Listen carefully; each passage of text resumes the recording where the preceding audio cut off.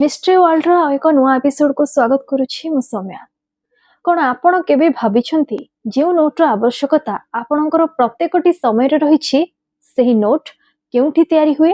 अनेकंक मनरे इच्छा रही थाए जे से माने नोट छपा कंपनी रे काम करिवे, किंतु समस्तଙ୍କୁ एथि पई सुजोग मिले नाही।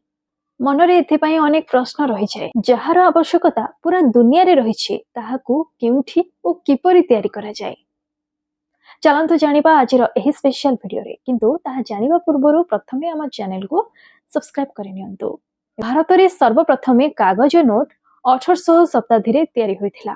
Bank of Hindustan, general bank of Bengal एवं बंगाल बैंक प्रथमे कागज नोट जारी करिथिले। एहा परे भारतीय अर्थव्यवस्था इतिहास रे नुआ जुग आरंभ करिथिले। भारतीय करेंसी को रुपी कुहागला। भारतर करेंसी रे कागज नोट ओ मुद्रा व्यवहार करा जाउछि। मुद्रा रे 1 टंका, 2 टंका, 5 टंका और 10 टंका रहिथिबा बेले नोट रे 10 टंका, 20 टंका, 50 टंका, 100 टंका, 200 टंका, 500 टंका एवं 2000 टंका पर्यंत मध्य नोट जारी करा जाइछि। भारतीय बजार रे एही करेंसी को क्रय विक्रय रे व्यवहार करा जाय, किंतु भारतर एही करेंसी को केउठी ओ किपरि छपा जाय ताहा काहाको मध्य जणा नाही।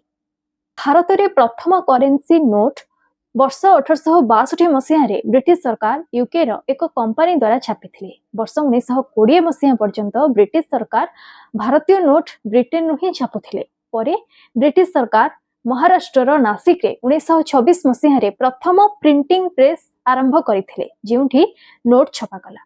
किछि दिन मध्य रे एठारे 100 एवं 1000 टंकार नोट प्रेस करा कला।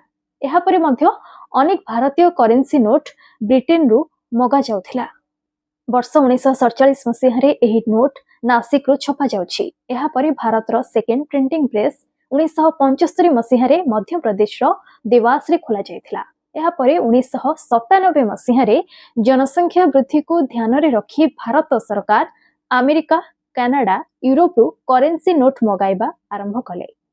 एहा परे 1999 मसीह रे मैसूर रे एवं 2000 मसीह रे पश्चिम बंग रो साल्बोनी रे प्रिंटिंग प्रेस खोला गला। एठारे एबे भी भारतीय करेंसी नोट तयारी करा जाउछि। तेबे एहा को मिसाई भारत रे मोट 4टी स्थान माने नासिक, साल्बोनी, मैसूर और मध्य प्रदेश रो देवास रे आम करेंसी नोट को छपा जाउछि। अन्य पक्षरे भारतीय मुद्रा भारत सरकारक अधीनस्थ कंपनी रे तयारी करा जाय। एही कंपनी भारतर कोलकाता, मुंबई, नोएडा और हैदराबाद रे रहिछि। तबे मुद्रा रे एक खास कथा रही थाए। प्रत्येक मुद्रा रे एक विशेष चिन्ह रही थाए, जहाको देखि आपण जानि परिबे एहा केउ देशर मुद्रा एवं केउठी तयारी होइछि। भारत रे मध्य अनेक राज्य रे मुद्रार चिन्ह भिन्न भिन्न रही थाए। मुद्रार तळे जदि भंगा डायमंड रो चिन्ह रही थाए, तेबे एहा हैदराबाद रो मुद्रा बोली जानिबे। नोएडा रो मुद्रा तळे छोटो डॉट रही थाए। मुंबई रो मुद्रा रे डायमंड चिन्ह रही थाए। सही परि कोलकाता रो मुद्रा रे कोनोसी चिन्ह न थाए। भारतीय करेंसी नोट 10, 50 एवं 500 टंका नोट मध्य प्रदेश रो देवास रे छपा जाउथिबा बेले मैसूर रे 2000 टंका नोट छपा जाउथला। आपण जानिले आश्चर्य हेबे, देवास रे वर्ष को 265 कोटी नोट छपा जाय। एथिरे 40% केवल कागज और स्याही पई खर्च होई थाए। भारतीय रिजर्व बैंक द्वारा प्रस्तुत कागज नोट रे कॉटन रे तयारी कागज एवं स्वतंत्र शाही व्यवहार करा जाय। एही शाही स्विट्जरलैंड रु आसी थाए। सेही परि भारतीय करेंसी नोट पई कागज यूके, जर्मनी और जापान रु आसी थाए। परे एक खास टेक्निक आपणाई कागज और स्याही व्यवहार करी करेंसी नोट को छपा जाय। एही नोट रे भलो स्याही लगा जाय थाए, जहाकू आपण अल्ट्रा वायोलेट रश्मि रे देखि परिबे। एथिरे भारतर मुख्य सांकेतिक चिन्ह मध्य रही थाए। परे बैंक को एहा पठा जाय। खराब नोट को ठीक करिबा पई बैंक मुख्य कार्यालय को पठा जाउथिबा बेले सठिक नोट को आरबीआई निजर 18टी रीजनल ऑफिस को पठाई थाए। प्रति वर्ष भारत 2000 कोटी करेंसी नोट छापी थाए। एहा सह भारत रे 5 मिलियन नोट चालाण रु बाद पड़ी थाए। एहर ओजन पाखापाखि 4500 टन रही थाए।